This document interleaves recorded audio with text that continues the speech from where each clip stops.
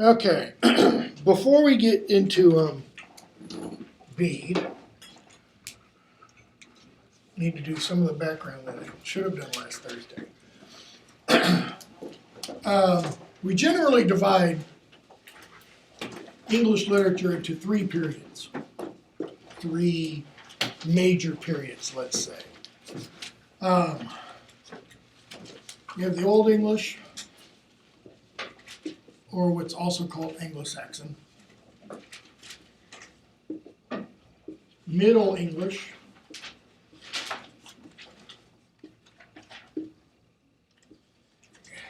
and for lack of a better term, modern. Okay, you can really subdivide the modern into early modern, Restoration and 18th century, Romantics, Victorians, realism, naturalism, all that kind of nonsense. But for purposes of this class, we're going to divide it into these periods. We're not even going to touch this one. Okay, we're not my thing. Don't want to go there. Old English and Anglo-Saxon, roughly speaking, we kind of date this period from about 500 to 1100.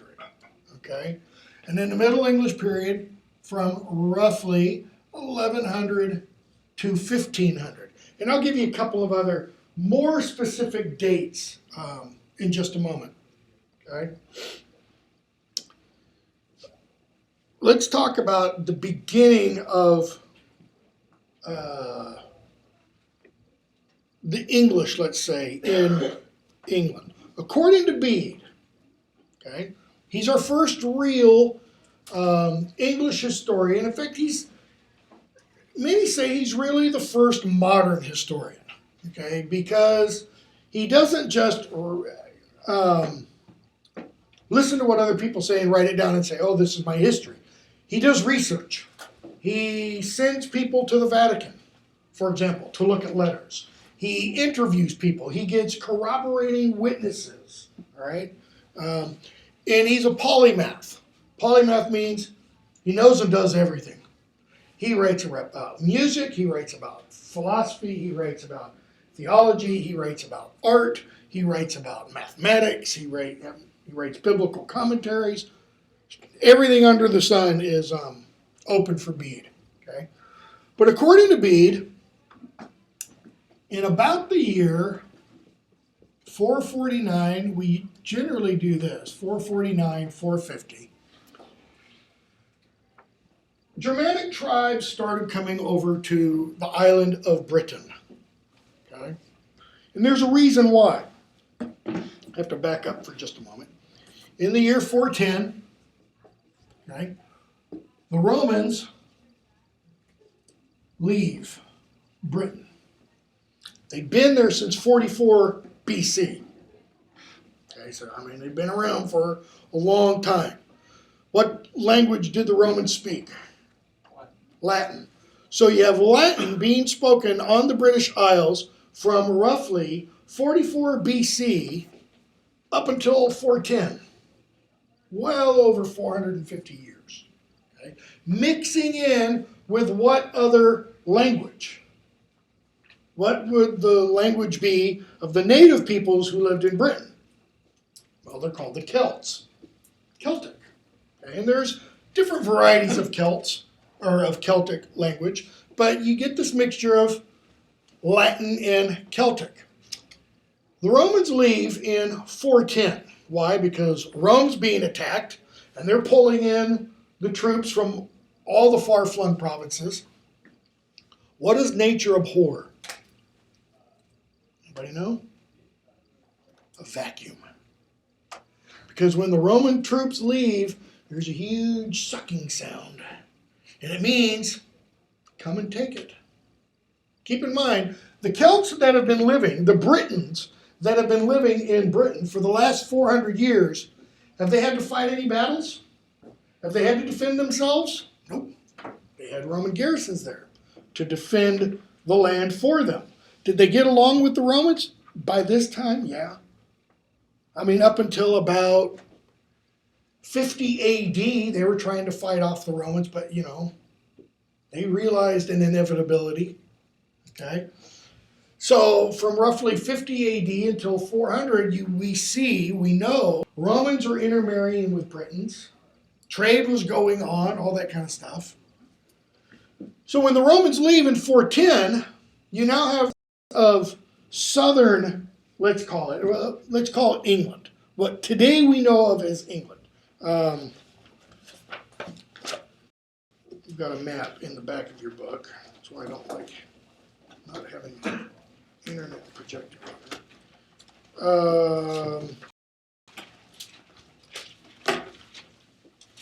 On page 740, what is that? 4. Okay. You know, generally speaking,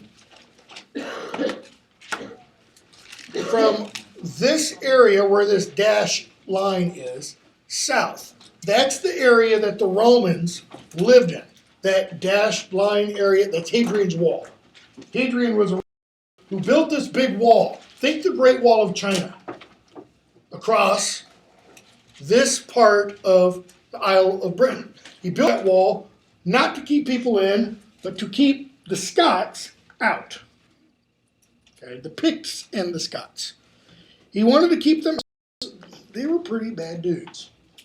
Okay, if you ever saw Mel Gibson's Braveheart, you know, and they're getting ready for the big battle against Edward Longshanks, and the Scots are all painted in blue, woad, and everything. Totally historically inaccurate. They didn't do that at the time of William the Bruce. Okay. William Wallace. They did do it back in the time of the Romans. Okay? And the Picts and the Scots, from written accounts, naked, covered in blue paint. And they would come out of the wilds, out of the trees, out of the fog, and deliver a blood-curdling yell, and it frightened the Romans. And the Romans were not exactly pushovers. Okay? So they build this wall. When I say big wall, you know, we're not talking wooden planks. We're talking a wall made out of earth and rock that is wide enough where you can march, 6 guys abreast. So it's 10 to 12 feet across, and parts of it 20 feet high, from one coast to the other. You can still go to parts of it today. Okay, so when they leave, and the Scots realize, and the Picts realize that the Romans have left, they head south. Okay, well, a local leader in what's called East Anglia, if you had that map, East Anglia is the part that kind of bumps out like this, and you come down, London's over here, Canterbury, and you come over here, and you got Cornwall, and you go back up. This area is called East Anglia today. It wasn't called that then. A local leader by the by the name of Vortigern, okay? Of mixed race, meaning he's part British and part Italian. He sends a letter off to Germany asking for help from German mercenaries. Everybody knew the Germans could be bought. Yeah, you can hire them to fight your battles for you. Even the Romans employed the Germans, because the Romans couldn't beat the Germans. They tried numerous times and lost. Okay? Vortigern sends a letter over to the Germanic tribes. Again, all this is according to Bede. And so the Germanic tribes, Germanic warriors start coming over. Okay?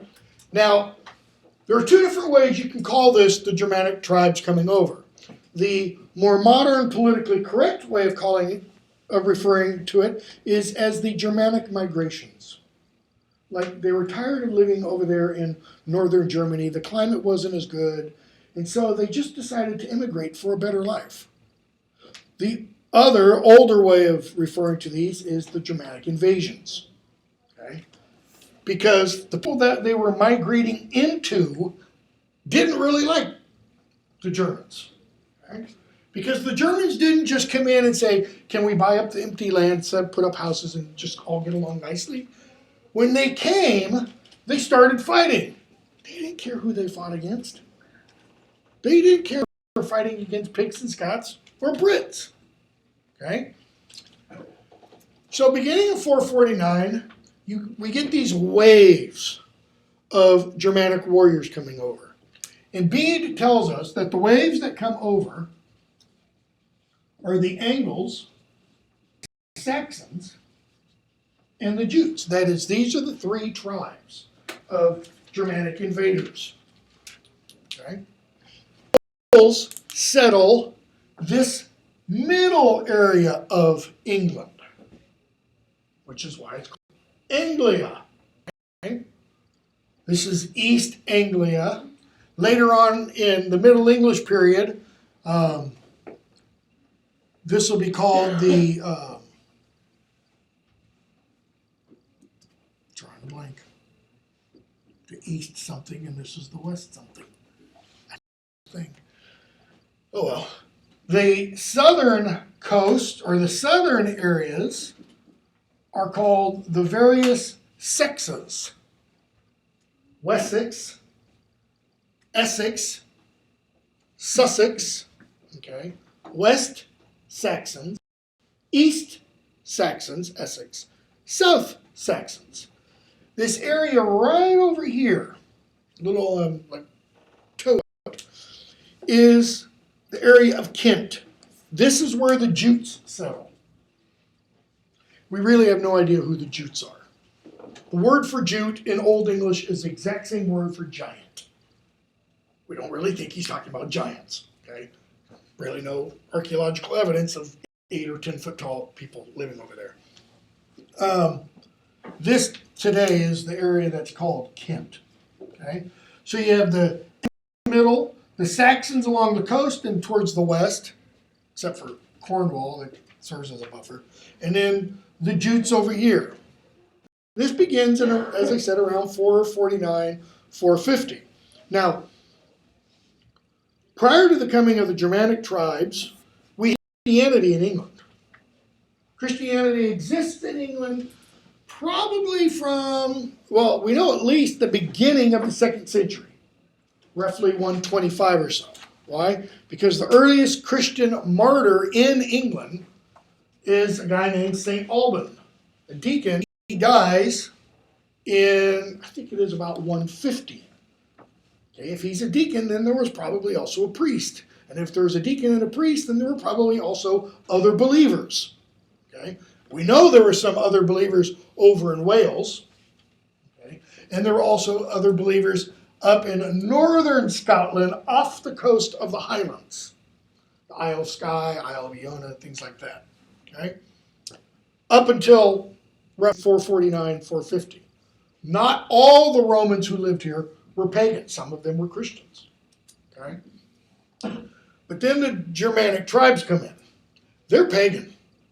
They're thoroughgoing, blood-curdling pagan. And they don't know anything of Christianity or monotheism for the most part. From everything we know. Okay?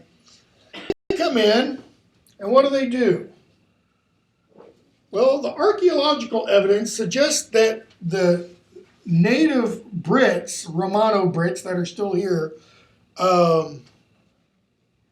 they do either one of two things. They stay and fight, in which case they lose, flee. And where they flee to is they flee west, they flee north, and they flee southwest and across the channel. Okay? So, what do you get further west? You have the area of British Isles that is today called Wales, which the Welsh refer to as Cymru. Okay. Down here you have Cornwall, and across the English Channel, the northwest of France, a little area of France called what? Brittany. What does the "knee" mean? Little Britain. Okay. Where they originally spoke, once the British settled there, a form of Celtic called Breton.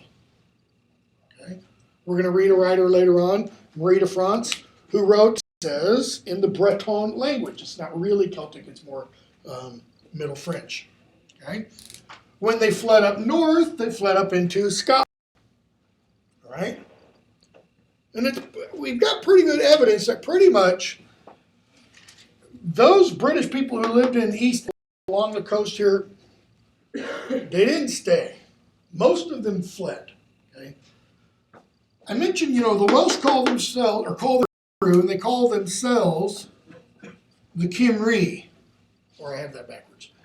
They don't call themselves Wales in Welsh, for the simple reason that that's essentially a dirty word to the Welsh. You may have heard the phrase, so-and-so is a Welsher, or don't Welsh on me. Okay? It's pejorative. It means don't cheat me. Okay? The word Welsh or Wales, however, this one, comes from Walhlas, which means exile, foreigner. You don't want your homeland to be called the place of exiles, the place of foreigners. It just doesn't do a lot for the old psyche and ego. Okay? So the Germanic tribes come in. They pretty much conquer most of what we today call England. And within about 150 years, they're controlling the place. Okay? 597, next important date. Pope of Rome, Gregory the Great, sends a man named Augustus to bring Christianity to these Germanic peoples living here. Okay? Why? Because apparently a few years before he'd become Pope, he was in the slave trading market in Rome.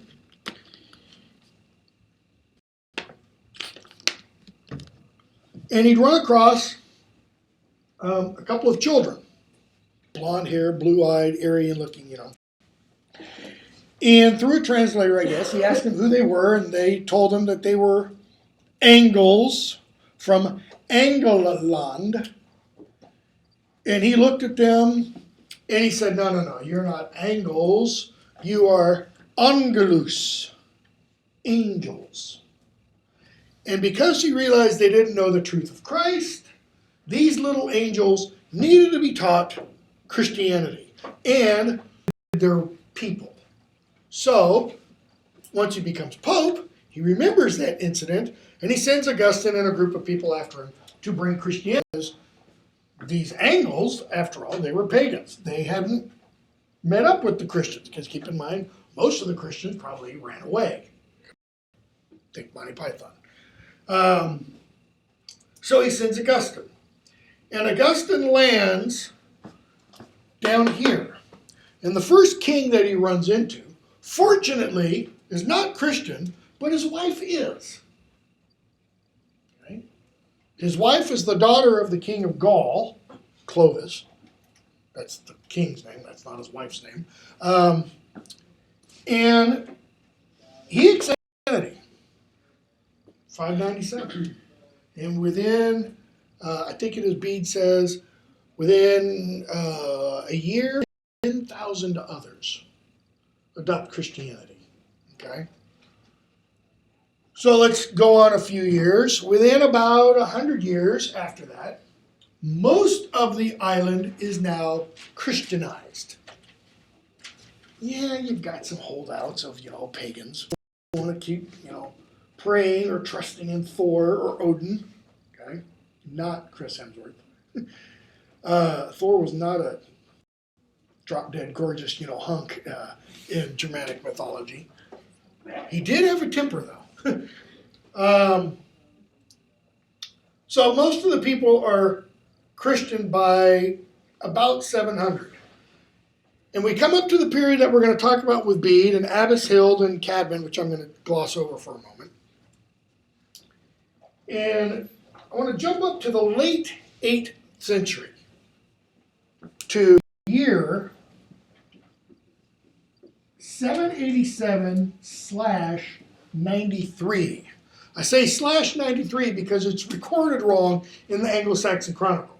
The Anglo-Saxon Chronicle says this began in 787, but we know it actually began in 793. Okay, so what this is that there's a little brief entry in the Anglo-Saxon Chronicle that says, on this year, or in this year, 80 longships were seen. That's it. That's all it says for the year, for one version of the Anglo-Saxon Chronicle.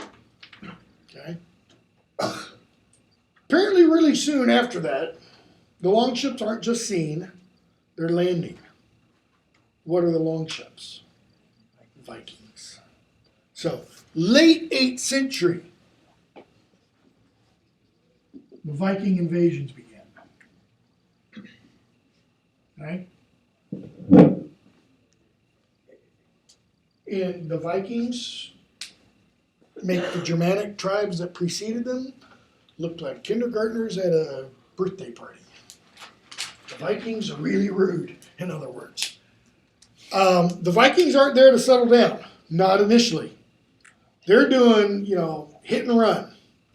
Sail up a river, come to the nearest town, disembark, hit the church, because the church is where the wealth is, and then burn everything. Everything. Any houses on the way, burn them. Have any cattle, take them. Women, rape them. People, kill them. That was pretty much their modus operandi. And you have to understand, the things, if you think of the Vikings and the areas they raided as an empire, okay, it stretched all the way from Moscow, okay, down to Constantinople, modern-day Istanbul, northern Italy, western coast of Ireland, Iceland. That's pretty much it. It's in the empire of Alexander the Great. Okay, but they didn't have a single head. There was not a chief Viking. It's all these little petty Vikings. Anybody who could raise enough money to furnish a longboat got to be a Viking. Why? Because you go out on your own. The idea was to go out before your neighbors do, so that you hit a town before they do. Okay. So what do? They hit the monasteries, they hit the churches. Because the churches and the monasteries have religious observances, services that involve the use of gold plates, chalices, books with covers made of solid gold and or silver, often with jewels embedded in them, rubies, topaz, etc. Okay? Whereas you go to Joe Blow's house, and everything is made of wood or mud. Not a lot to be gotten there. So the Vikings begin raiding. Within about a generation, however, they're no longer just doing hit and runs. They start coming in early spring, and they stay until early autumn, and then go back home. When they first come, in like the 790s and the 810s, when they first come, they hit, they leave. They go back to their homeland. Okay? Which is pretty much Norway and Sweden. Parts of Denmark, but pretty much Norway and Sweden. Norwegians were the worst. Okay? But as I said, by about 840 or so, now they're coming and they're staying. Within another few years, probably about another 20 or 30, they've gone from coming, staying several months and going back home, to staying permanently. In other words, they've stopped becoming, many of them, Vikings, and they've become Anglo-Norse. They have roots. Why? Well, if you look at a map, where is England compared with Norway? Most of Norway is above the Arctic Circle. It's cold and dark. much of the year. England is cold and dark year, but not as much as Norway. England has rivers that flow during the winter. Not Norway. It's just the internet. Last week, a freak chill wind hit some fjord in Norway and froze it solid. I mean, they're literally, you could like walk across this ice and touch the fish that were like flash frozen. Okay? Not a warm, comfy place to spend your winters. So they start moving south. Okay? All kinds of problems, those that are moving south. And in 871, 899, a man becomes king named Alfred. He never should have been king. He was the fifth son. 4 older brothers. I don't remember, 1 or 2 of whom were meant and unable to be king. 1 died, and I don't remember what the 4th one was. But Alfred becomes king. His mother raised him to be a priest. I mean, he was supposed to be a priest. Okay? 871, he becomes king. And he's just having a time. Why? Because by the time Alfred becomes king, there's only a little part of all of this, quote unquote, English. It's like this. The rest of that, all being conquered by the Danes. You now have Danes who are living up here in fortresses and castles. They're still raiding, but they're raiding down here. Okay? So it's now local tribal chieftain kind of a thing. So, in the winter of, what is it?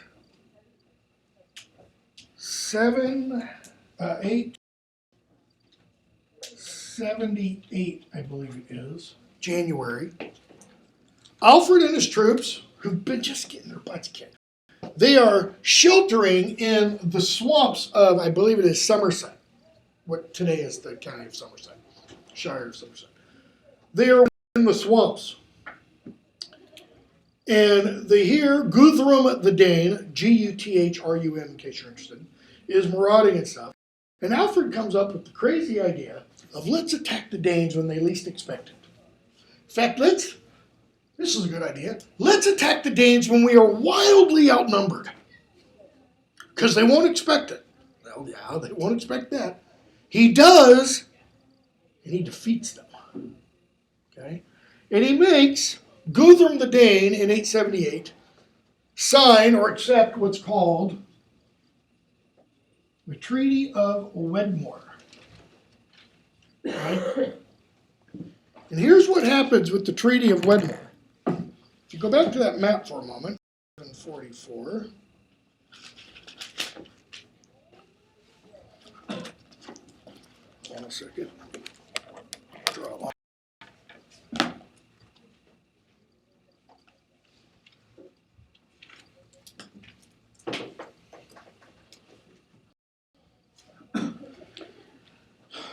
At the Treaty of Wedmore, Alfred convinces Guthrum to accept a division of land. Okay? What Alfred gets is everything below this line and this line. Right? Guthrum gets all of this. Now, you look at it and you go, duh. Of course he's going to accept that. Well, Guthrum was going for the whole thing. Okay? So Alfred gets him to accept this part. This part becomes called Dane law because it's where the Danes rule. It's where Danish law holds sway. Okay? Alfred has this little bit down here. This is England, or what's left of it. A couple other things happen in the Treaty of Wedmore. One, Guthrum has to be converted. He has to become a Christian. Alfred becomes a father. Okay? Don't think Francis Ford Coppola, the Godfather. Okay? Because the purpose of a godfather, when somebody became a Christian, was to ensure that that person who is being baptized is raised and trained properly in the way. Keep in mind, Alfred was supposed to be a priest. He really loved the stuff. Okay? From everything we know, the conversion of Guthrum was sincere. He never fought against the English after that point. He held to the peace treaty. Okay? So from a period about 878 to 899, you get about a 20-year period of peace. During that 20 years, Alfred sets about some pretty important reforms. There's church reforms. For example, he wants his priests to learn Latin so they understand what they're saying when they perform Mass in Latin. Okay. He also wants them to be able to read. Okay. He sets about a translation program where he has translated into English important works of literature, history, philosophy. For example, he has translated a guy named Orosius, who wrote a history of the world. Okay. Getting down to his period. This is Orosius wrote this in, I think, like the 5th century. He has Bede translated, okay, Ecclesiastic History of the English People. Why? Because it's their history. Okay. Man, I hate it when I do this because I always forget somebody. He has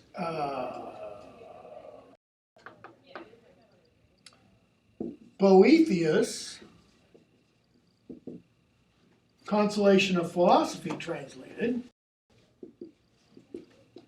Why? Because it would be useful when people's lives stink for them to understand why their lives stink and to understand it's all part of a greater, larger purpose. Rather than just going, man, my life sucks today. It's just really, when you understand it's all part of God's divine providence, it helps put, bad things in perspective.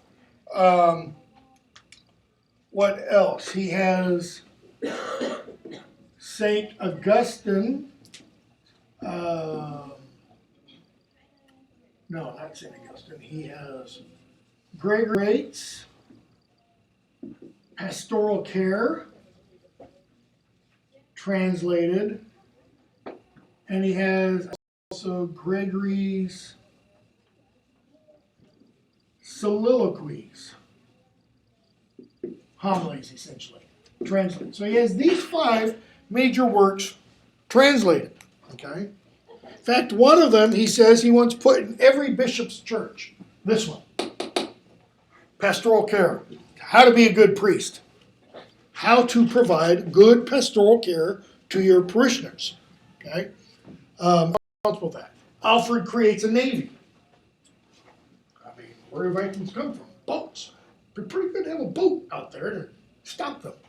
Alfred invents, apparently, as wild as it sounds, the lamp. Take a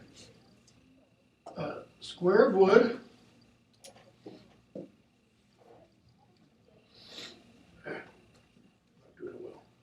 Take a square of wood, something like that. Put a candle on it, and then put glass around it. And you can go out to the outhouse and not have the lamp blow out. Nobody thought about that before. Okay? What languages are they? They're from Latin and Old English? All of these are from, Latin into Old English. Yeah.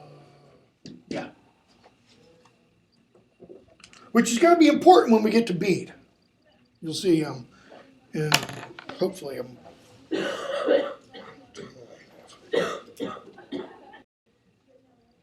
we go till 12:45, because Bede's gonna say some things in translation that are pretty important. Okay, Alfred dies in 899. His son becomes king after him. he is gradually able to push that line, that southern line of the Danelaw, farther north. His grandson, Athelstan, pushes it all the way back because the Danes and 4 other kings go to war against Athelstan. Athelstan defeats them all, okay, and pretty much makes England into the boundaries that we have today, up to the Scottish border. Okay? So then you have a little period of relative peace up until 991. When I say relative peace, I mean there are down in, Viking hits. They come, they torch a town, they take the wealth, etc. In 991, one of Alfred's grandchildren, I believe he is, a guy by the name of Avelred, okay, is king. His name, by the way, means noble or nobly advised. Alfred, in case you're curious, means elf. That's pretty cool. Okay. We still have the word read in this sense of advised today. When you are read your rights when you get arrested. It's not a cop going, it's the cop advising you. It's the only way we use it in that sense. Okay. But in 991, Athelred, because the Vikings are giving him problems, Athelred pays tribute. He says, okay, I'll give you this protection money. Leave us alone. Word apparently doesn't get out very London. Because in a little town called Malden, if I remember right, about 50 miles north of London, these Viking marauders come, and the local alderman, or local chieftain, is going to fight. Okay? Here's why that's interesting. There's a river that runs down to the North Atlantic, called Pant or Blackwater, and in the middle of the river is an island. Okay? The Vikings have sailed up the river, and they're now on one side. The English are on the island. The Vikings can't get to them because if they get in their boats, the English are going to, start shooting and destroying that stuff. There's only one way they can get to the island, and that's at low tide when a causeway appears, like a track, that they can cross single file, okay, at low tide. It's the only way they can get across. And even then, are allowed to come across, all it takes is one English archer here to sit here and go, pew, and just pick them off one by one. Right? But the alderman, the leader, a guy by the name of Byrhtnoth, okay, says, come on over. We'll fight you. Okay? This is recorded in a poem called the Battle of Malden. Okay. Possibly written from an eyewitness account. All the speeches are completely fictitious, however, because nobody lived from the Battle of Malden. Byrhtnoth leads his men into battle against the Vikings, and the Vikings utterly slaughter them. Okay? But here's why it's important. We've got Malden in here. Find the right page.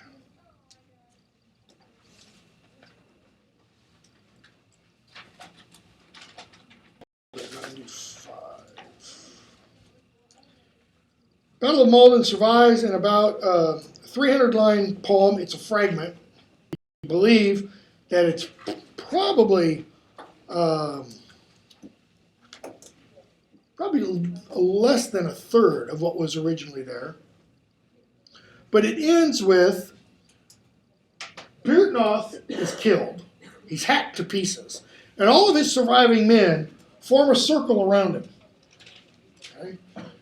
And this one warrior, an old geezer, stands beside his slain leader, raises his shield, shakes his spear, that's like flipping off the Danes, and says, Spirits must be the harder, hearts the keener, courage the greater, as our strength grows less. In other words, as we dwindle down and become fewer and fewer and fewer, we've got to be tougher. Notice the attitude there. Never give up. Never give in. Never surrender. Die fighting. Okay? It's probably, some have called it the greatest expression of the heroic spirit in the English language. Some have called it the greatest expression of the heroic spirit in any Germanic language. I mean, it's pretty good. Okay? Here's the problem. That's in 991. Okay? Read 1014. A Norwegian by the name of Svein Forkbeard attacks England. Forkbeard kind of, gives you an image of what he looks like. Conrad flees. Where does he flee to? What country of Europe is known as the fleeing country? France.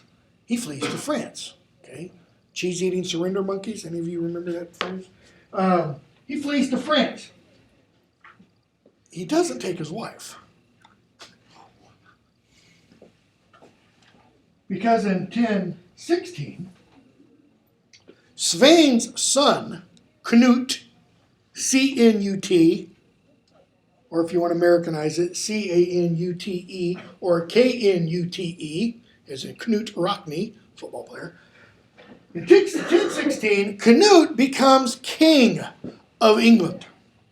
He's king of England, but now he's also king of England.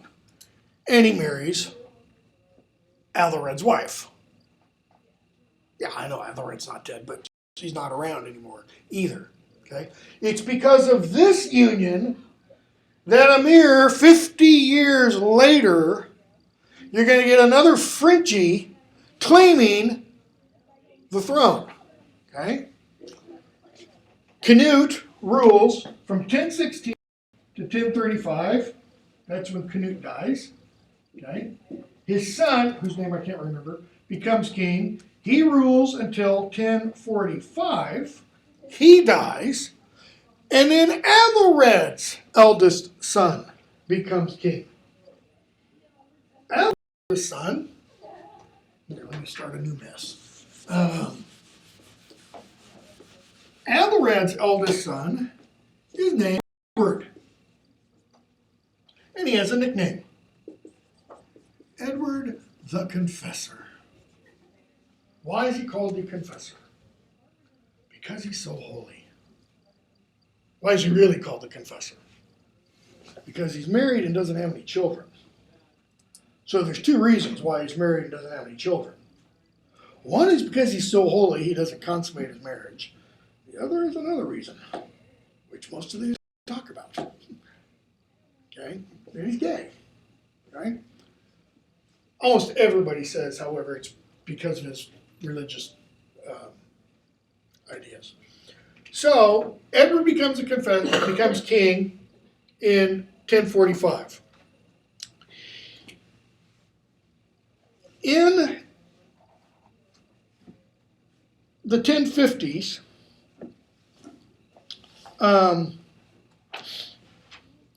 Edward sends a man to France, and the man gets captured and essentially gets held captive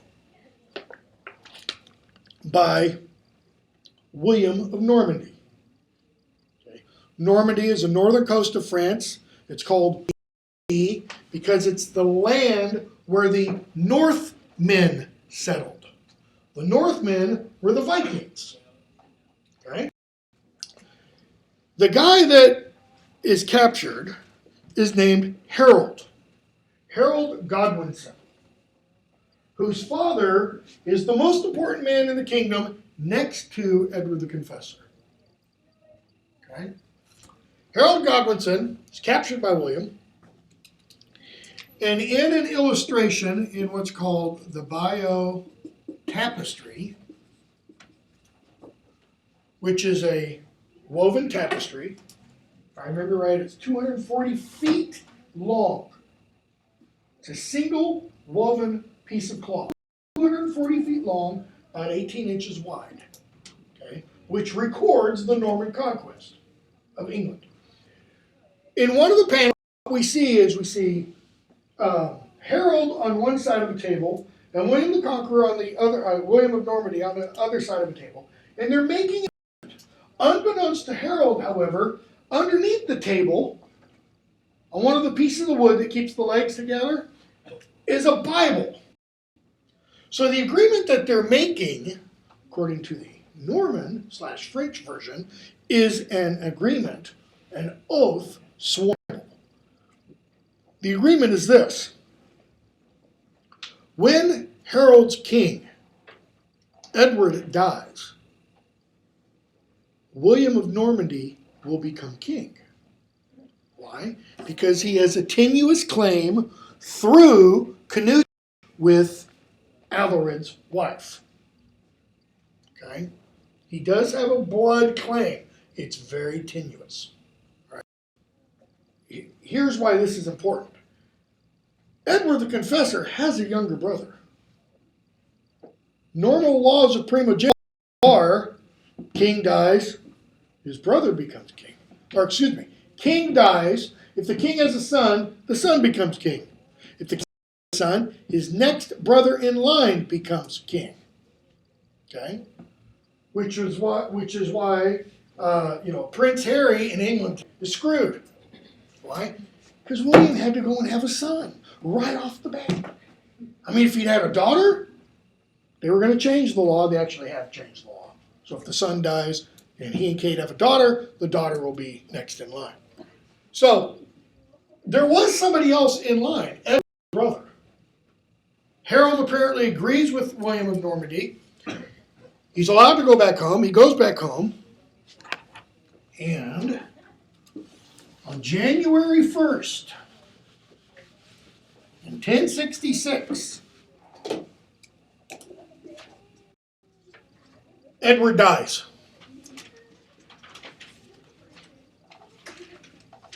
And on January 4th, 1066, Harold, Godwin's son, is elected king. He's elected by the king's body of advisors called the Witan. Okay? Now, where's the problem? Yeah, he agreed. William would become king. Word gradually reaches Normandy, and William has a snit. So what does he do? He starts building a navy. A big navy. Okay? The problem Harold's going to have, because Harold's older brother was passed over for the kingship. He's a hothead. Okay? So his older brother flees England. He goes off to Norway. Months roll by. September comes. 9/25, 1066. Then, Harold has received word, your brother, whose name is Tostig, Tostig, which means he's full of himself. Your brother and another Harold, but this one is Harald, H-A-R-A, Hardrada, which means hard deeds. You don't want to mess with this guy. King of Norway have landed on the northern coast of England. It's an invasion. Okay? At Stamford. So what Harold has to do is he has to do what's called raise the feared. He has to raise an army. Because he doesn't have a standing army. No reason to have a standing army on a war. So he has to march up to Stamford, and raise the army. Okay? Remember right, it's about 180 miles, which they cover in 2 weeks. Largely on foot. Except for Harold and his housecarls, the Secret Service. His personal bodyguard, etc., which is a pretty sizable number. Okay? They've got to march. Okay, he and his house girls, and raise the army on the way. They're getting men from their fields. Okay, what time of year is it? Harvest time. They've got to get their goods into harvest so that they last the winter. Okay, they go up, and on September 20th, 1066, Harold, Hardrada, and Tosti are defeated. Okay, both of them are killed. It's while up here, when Harold Godwinson and his men are relaxing, that word comes to him. Oh, by the way, William of Normandy has just landed on the southern coast, near Pevensey, about 240 miles away. So now he's got to march 240 miles to fight another battle. Here's the men that he raised to fight this battle. They're not bound to fight this next battle because they were raised to fight this enemy. So now he has to raise a new army. Plus he has to get down there. Okay? And it's a 240-mile hike/ride. Okay? So they get down to the southern coast. For some reason, nobody understands why, William of Normandy did not take the high ground. Because this battle site today, it's kind of like this. Okay, you got that, and then you have a ridge, and then it's kind of flat. Not quite that steep, but it's almost that steep. It's more like that. William and his men, they had two. Okay? The battle we're talking about now happens on 1014, 1066. William and his men marshaled their forces here. Okay, if you're looking down on it from the top, it's like this is the ridge. And William is down here. He's got men here and here and here. Harold Godwinson and his men come down and they line up. Okay, so they're up here and the French, they're up here and the French are down here. Why do you want to take the high ground? Because this is tiring. When you've got to march uphill in armor, in mail coats, that weigh 60 pounds, and you're carrying a 7-pound club called a broadsword. Broadswords weren't, you didn't kill people by stabbing them. You killed them by beating them. You beat them senseless, you break their arms, you break their back, you break their neck. Okay? They've got to march up here. So, it begins early in the morning. And there are 3 waves. The French attack. The English shield wall holds firm. The shield wall is firm by you with your soldier friend next to you, and you lock your shields. It's impossible to break through unless one of the members holding the shields moves. So we get the first attack. They're attacked. They're repulsed. Run away. Okay? Happens again. The French run away. The shield wall remains. Happens a third time. And on the third time, when the French run away, for some reason, the shield wall breaks and goes after them. And this is when William pulls his ace of spades.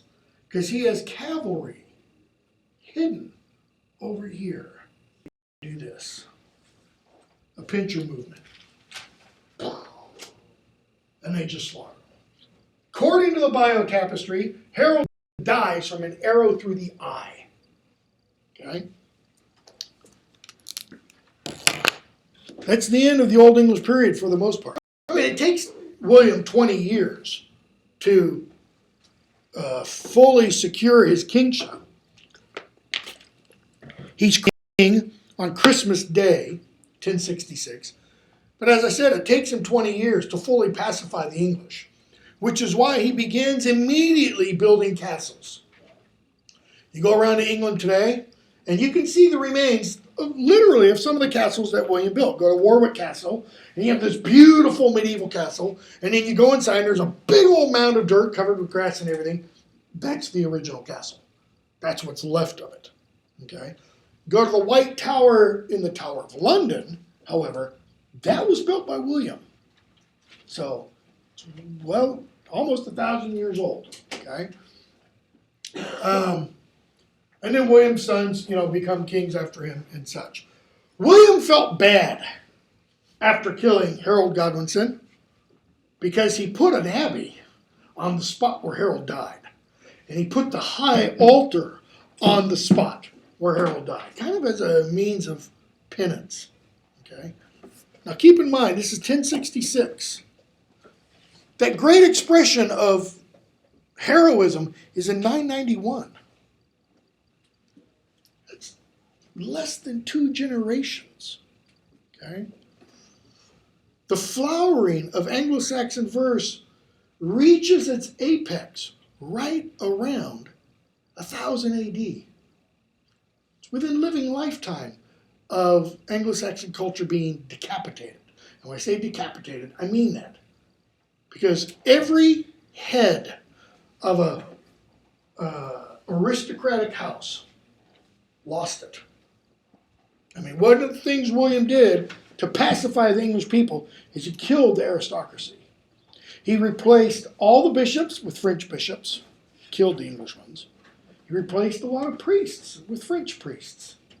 So you get superimposed on this kind of everyday, ordinary, common culture, this French culture. French becomes the language of court, the language of commerce for about 200 years. And yet they still speak English in England today. We'll talk about that when we get to the Middle English period. Okay, let's look at Bede.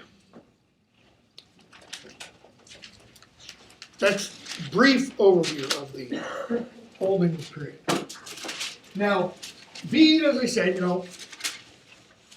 he gives us the account of the coming of the Germanic tribes. He gives us the account of the coming of Christianity and such. And I'd ask you to read that section about Edwin. And I want to just briefly talk about on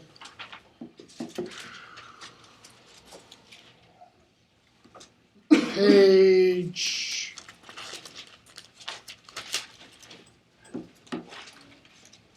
8 and 9. When they're talking about Pauline, when Bede is writing about Paulinus bringing the word of God to King Edwin of Northumbria. And, Edwin had a vision. Some things happened in the vision, and he's told, if this ever happens, follow what the guy says. The thing happens with Paulinus being there.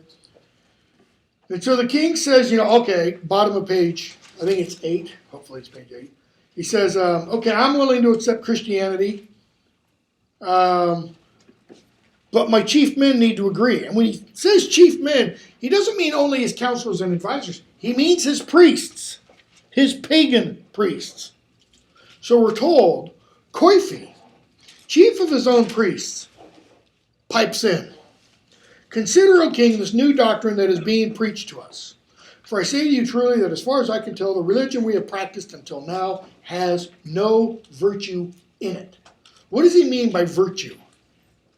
Does he mean it's not nice, it's not good, it's not true, it's not beautiful? No. Virtue means power. It has no power. It doesn't do me any good to follow this religion. Well, how do we know? Because listen to what Coifi says. None of your people has devoted himself more diligently to the worship of our gods than I. And notice how he kind of puts everybody in their place there.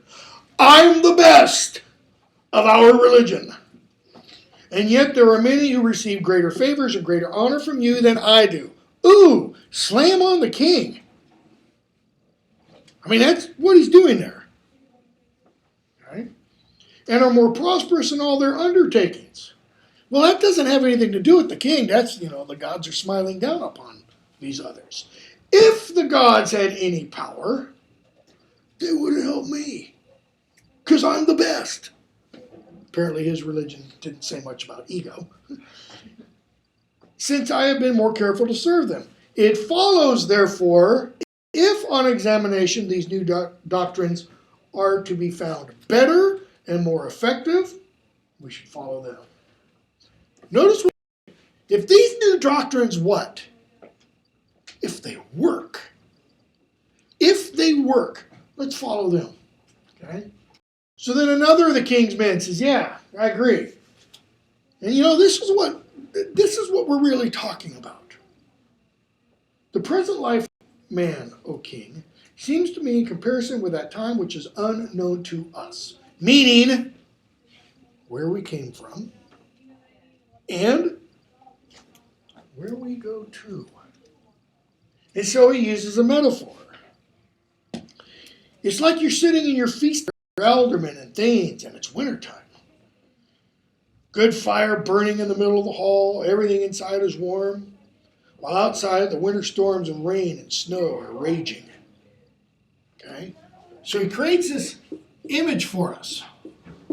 They're inside, they don't have a chimney, they just have a roof. You got a big fire burning, smoke's rising up. They've got a hole for a window here and a hole for a window here. And it's all hell breaking loose in the middle of winter. They're all warm and cozy listening to Beowulf being sung. And then comes a little birdie from outside where it's cold and it's wet and it comes in, and for what? A brief moment, what does it experience? Warmth, light, joy, revelry, singing, music, and it keeps flying, and it's back out cold and dark. While he is within, the winter storms cannot touch him. But after the briefest moment of calm, he immediately vanishes out of sight. So this life of man appears just for a moment. Okay? We don't know what came before. We don't know where we're going to. Our religion is useless to answer those questions. But this guy here, listen to what his religion says. In the beginning, God created the heavens and the earth. And what's it say for the other side? Take up your cross, follow me, and you will live eternally in heaven. What happens in Germanic mythology in the future? Go to the meat hall in the sky. Okay? If you die as a warrior with your sword in your hand, you go to Valhalla, the hall of the slaughtered. The Val that's what that means. In fact, the Valkyries come and take you, which are drop dead gorgeous warrior women. They come take the slain warriors, take them off to Valhalla, where it's nothing but a kegger every night until the end of time. But something happens at the end of time. Another battle. Yeah. Ragnarok. What Richard Wagner termed the Götterdämmerung, the twilight of the gods. And what happens at Ragnarok, and there's a whole bunch of stuff involved that we're not going to go into, but what happens at Ragnarok is you have the forces of good line up on one side, and the forces of evil line up on the other side. The forces of good are the gods, Odin, Thor, Freya, Freyr, all that whole crew, men and women. That's pretty much it. And the forces of evil, you have the frost giants. Think the movie Thor.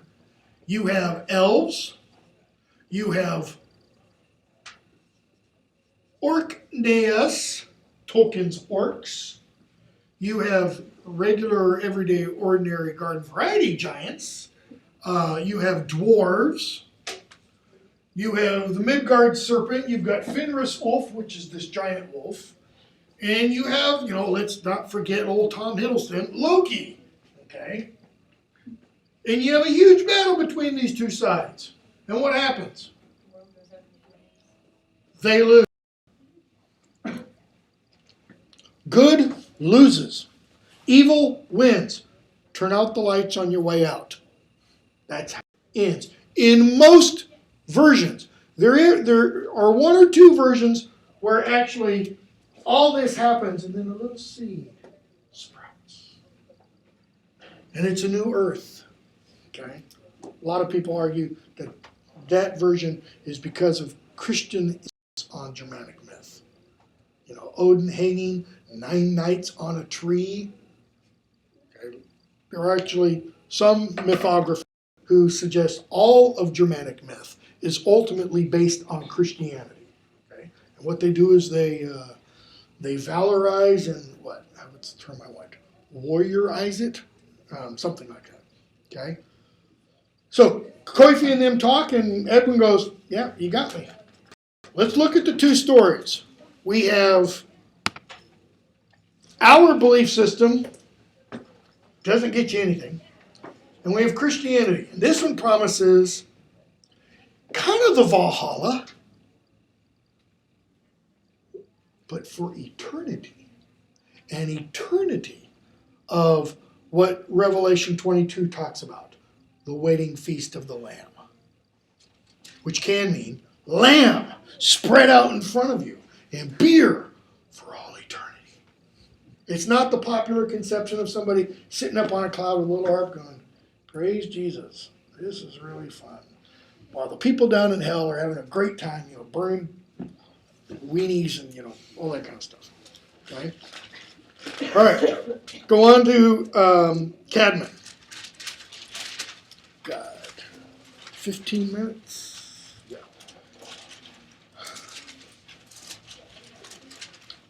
This happens in the last year of Abbashild's life, 681. And we're told on page 14, in her monastery at Wearmouth Yarrow, there are twin monasteries actually, but in this monastery there was a guy named Cadmon.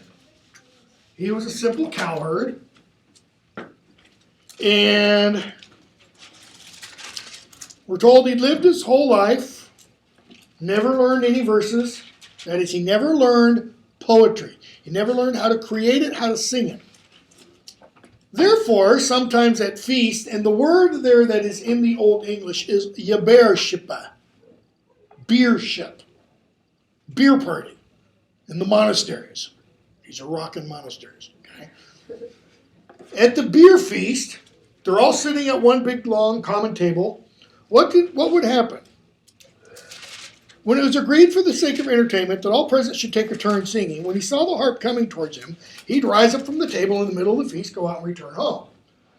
The implication, what we think used to happen was they would pass a tub, barrel, whatever you want to call it, of ale. Several of these things survived. We know how big they are. Some of them were big enough where you would hold them like this, like a bucket. Okay? So you'd have the rim of the bucket hanging on your arms. The bucket would be full of ale. And you just, put the lid like right, and you just sit there and do that. And just, tilt back and gargle it almost. Okay? And then you pass it on to the next guy. All right? So he probably sees this coming and takes his swig. But he also sees the harp coming. And the harp means, you're up next. You have to sing. You have to play the harp. Probably not like a modern, 21-string big old Celtic harp. Just a little harp that would look something like this. 6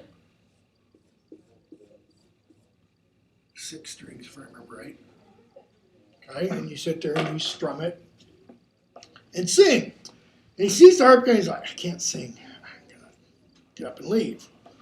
So he goes out and he goes to the stable and he falls asleep. Why? Because probably he's drunk. That's my opinion. It's my interpretation. He's probably had enough good ale and he falls asleep. And in his sleep, a person appears to him. Cadmon, sing me something. He's like, I can't sing. That's why I got up and left. Sing. Nevertheless, you must sing to me. Cadmon suddenly realizes, okay, this isn't just a regular ordinary dream. What shall I sing? Sing about the beginning of created things. In other words, sing about creation. Notice, he's not singing about God, per se. He's singing about creation and God's role in creation. So Caedmon begins to sing verses that he'd never heard. And Bede tells us, whose general sense is this: we ought not to praise the maker of the heavenly kingdom, the power of the creator and his counsel, the deeds of the Father of glory, and how he, since he is the eternal God, was the author of all marvels, and first, as almighty guardian of the human race, created heaven as a roof for the sons of man, and then the earth. Or, in the Old English, nu schulen herian haven riches word, met hos machta an his modjathunk, werk woel der vader, swahe wundre johas, eche drichten or astelda, he erschop jalda bernum, heaven to horova, heilig shippend, tha middenjaard mankinnes wired, eche drichten efterterda, vieren foldan, freya almighty. Okay? Now keep in mind, when Bede writes to this, he's writing. So when he says whose spirit is this, he gives what Cadmon sang in Old English, Bede gives in Latin. Right? So Bede then says, this is the sense, but not the actual order of the words he sang in his sleep. For poetry, how well composed, cannot be literally translated from one language into another without losing much of its beauty and dignity. Really important point. Every time when I teach my graduate students Old English, first day of class, we talk about interpretation and translation. Translation is interpretation. Okay? You're changing it from one thing into another. You are interpreting it through your lenses. When you choose one word and don't choose 5 other words, you are guiding the interpretation, okay? Which is why I'm going to pick apart Lewis' translation of these Old English words at various points. Okay? So, in the morning, he goes off to the steward and he says, man, I had this wild dream. He tells the steward takes him to Abbas Hill, and she's like, John says in one of his letters, test the spirits to prove that they're from God. So, I'm going to test you. You're nice young priests, and they're going to tell you some Bible stories. And tomorrow, you're going to come back, and you will have changed those Bible stories into songs. That's kind of like saying, and if you don't, then we know the Spirit wasn't from God, and probably, So what happens? He goes off, he returns the next morning, and he recites a beautiful verse. And she recognized the grace of God in the man, and she instructs, okay, he doesn't need to be taking care of cows anymore. He needs to be told biblical stories. Okay? And Bede tells us what kinds of Cadmon created. He sang of the history of the world, the origin of the human race, all the history of Genesis, of the departure of the people of God from Egypt, meaning the book of Exodus, and their entry into the promised land. He told of the incarnation, passion of our Lord. Okay. We have poems on all of these topics. In fact, there's a manuscript, Oxford, called Junius, named after the owner of it, Junius 11, that used to be called the Cadmon manuscript. Why? Because it has the book of Genesis in verse adaptation. It has Exodus. It has Daniel, which is another poem that Cadmon was supposed to have written, and a bunch of other of this stuff. Okay? Nobody says this is Cadmon's. Right? It's all much later than Cadmon. Because keep in mind, when did Cadmon do this? Around 681. It's the first time in any of the European languages, okay, that the native language and the native poetic facility was used to create Christian verse. With the exception of Latin and Greek. We don't consider Latin because those were the common, ordinary, everyday languages for 500 to 1,000 years. Okay? This is the first time any of the vernacular language. So what does it mean when Cadmon says, 6 minutes. What does it mean when Cadmon says, well, gosh darn, I can't sing. Here's what it means. We'll have to do a little bit of this on Thursday too. There are rules for composing Germanic verse. I don't mean that these are rules that somebody, in 500 AD sat down and wrote a book, how to write Germanic verse. These are rules that are gleaned from an examination of all the surviving Germanic verse that dates from about Cadmon's time to about 1300. So all the Old English verse, Norse verse, Swedish verse, Old High Germanic, Middle High Germanic, okay? People have examined all those and they've looked at them and said, oh look, here's this holds true, this holds true, and this holds true. Here are some of the things. What are we doing on the next day? We're doing the Wanderer.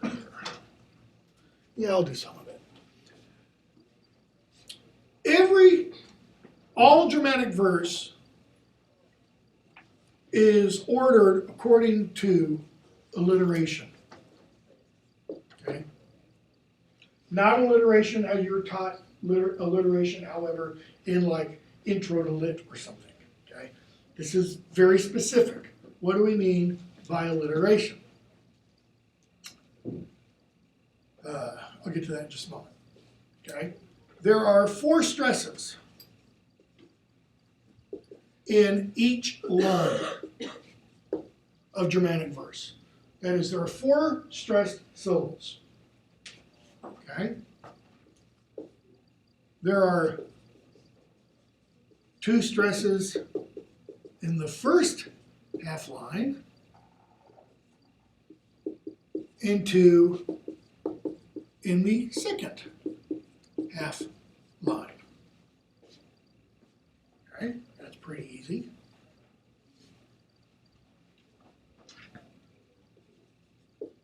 At least 2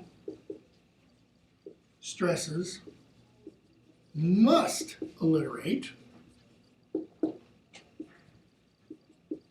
but never the 4th.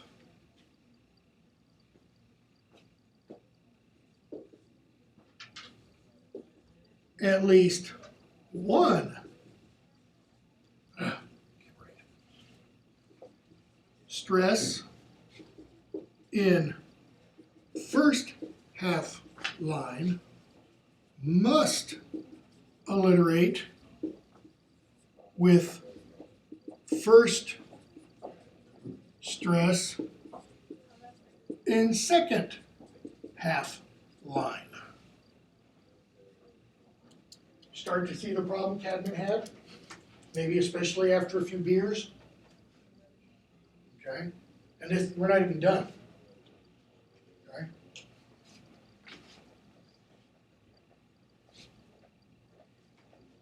Every vowel alliterates, just say all vowels alliterate. So, A alliterates with O. Oo alliterates with E, kind of thing. Okay? All vowels alliterate. What else am I missing? Oh. The first stress in second half line determines the alliteration.